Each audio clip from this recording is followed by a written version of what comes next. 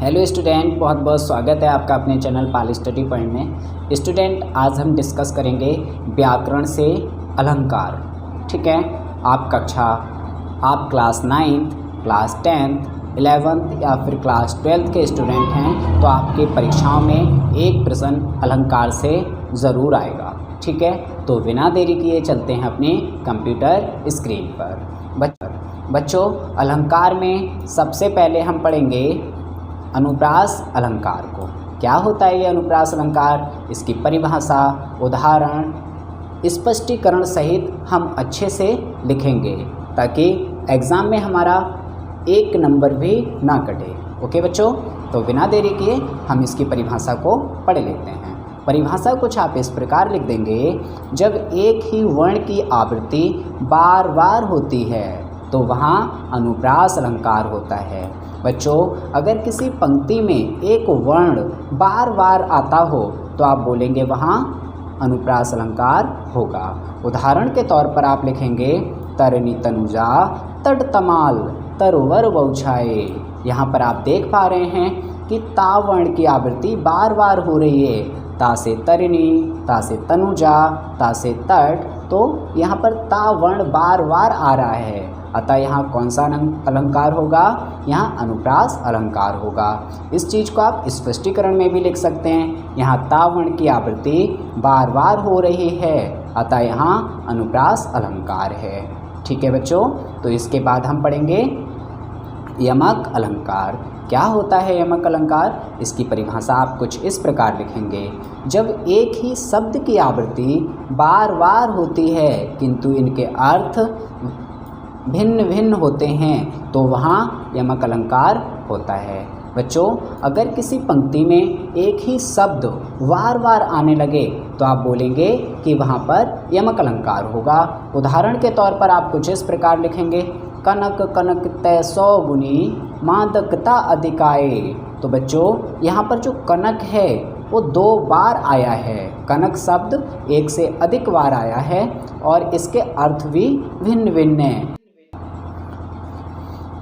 बच्चों, स्पष्टीकरण आप कुछ इस प्रकार लिखेंगे, यहाँ कनक शब्द की आवृत्ति एक से अधिक बार हुई है। देखिए बच्चों, कनक शब्द की आवृत्ति एक से अधिक बार हुई है ना, इसलिए आपने लिख दिया यहाँ कनक शब्द की आवृत्ति एक से अधिक बार है और इसके अर्थ भी भिन्न भिन्न हैं। एक कनक का अर्थ स्वर्ण और दूसरे कनक का अर्थ धतूरा है, अतः यहाँ यमक अलंकार है। ठीक है बच्चों, तो इसमें आसान तरीके से आप यमक अलंकार की परिभाषा लिख सकते हैं। इसके बाद बच्चों हम पढ़ेंगे श्लेष अलंकार। क्या होता है ये श्लेष अलंकार? परिभाषा लिख लेते हैं इसकी, जब कोई शब्द एक बार प्रयुक्त हो किंतु उसके अर्थ एक से अधिक हों तो वहाँ श्लेष अलंकार होता है। बच्चों, अगर किसी पंक्ति में किसी शब्द के एक बार प्रयुक्त होने पर उसके अर्थ एक से ज़्यादा निकल रहे हों तो वहाँ हमेशा श्लेष अलंकार होता है। उदाहरण आप कुछ इस प्रकार लिखेंगे, रही मन पानी राखिए बिन पानी सब सून, पानी गए न उभरे मोती मानुष चून। मेरे प्यारे बच्चों, स्पष्टीकरण में यहाँ पर लिखा गया है, यहाँ पर पानी का अर्थ एक से अधिक है अतः श्लेष अलंकार है। आपकी जानकारी के लिए बच्चों बता दूँ, यहाँ पर ये जो पानी है ना, दूसरी पंक्ति का ये वाला पानी, पानी गए न उभरे मोती मानिस चून, इस पानी का अर्थ एक से अधिक है। आपको मैं और डिटेल में बता दूँ, यहाँ पर बोला गया है रहीमदास जी के द्वारा कि अगर पानी खत्म हो गया तो पानी गए ना उभरे मोती मानुष चून। अगर इस संसार से पानी खत्म हो गया, पानी समाप्त हो गया, तो पानी के समाप्त होने से मोती की चमक का कोई अस्तित्व नहीं होगा।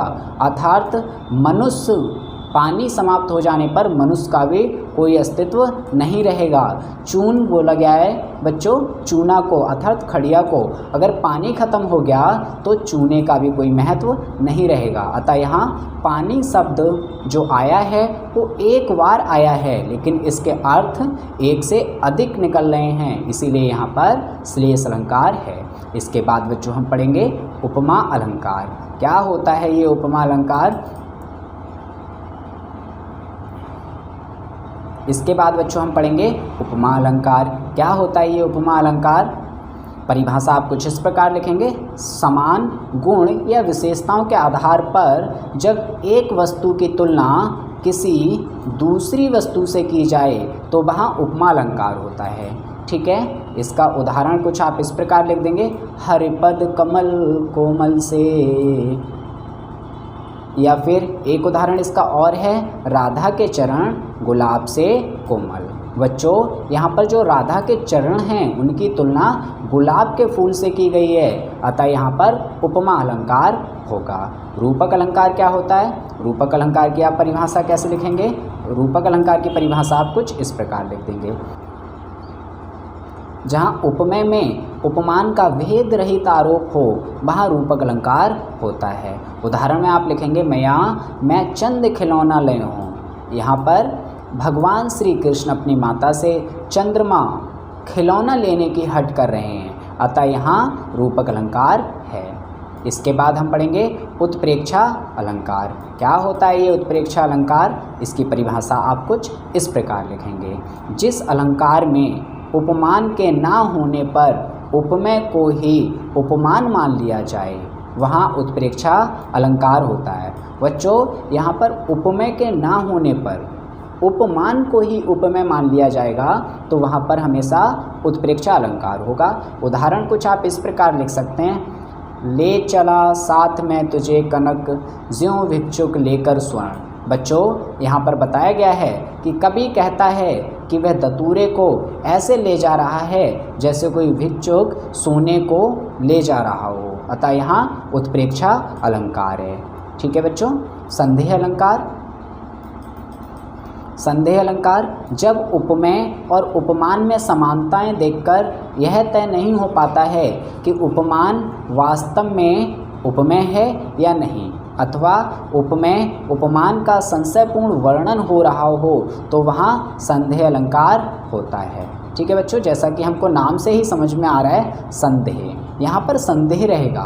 उपमेय और उपमान में ऐसी समानताएं होंगी कि हम उनको पहचान ही नहीं पाएंगे कि उपमेय है या उपमान है, अर्थात वहाँ पर उपमेय और उपमान का संशयपूर्ण वर्णन हो रहा होगा तो वहाँ पर हमेशा संदेह अलंकार होता है। जैसा कि उदाहरण में दिया गया है, सारी बीच नारी है कि नारी बीच सारी है, सारी की ही नारी है कि नारी की ही सारी है। स्पष्टीकरण कुछ आप इस प्रकार लिख देंगे इसका, साड़ी के बीच नारी या नारी के बीच साड़ी, इसका निश्चय नहीं हो पाने के कारण यहाँ पर संदेह अलंकार है। ठीक है स्टूडेंट, तो ये कक्षा 12 के विद्यार्थियों के लिए और कक्षा 10 के विद्यार्थियों के लिए बोर्ड एग्ज़ाम के पर्पज़ से बहुत ही ज़्यादा इम्पोर्टेंट हैं, इसीलिए इसको आप अच्छे से पढ़िएगा। ठीक है, एकदम इजी सिंपल भाषा में है, आप इसको अच्छे से याद कर सकते हैं। कक्षा जो 9 के विद्यार्थी हैं वो अनुप्रास अलंकार, यमक अलंकार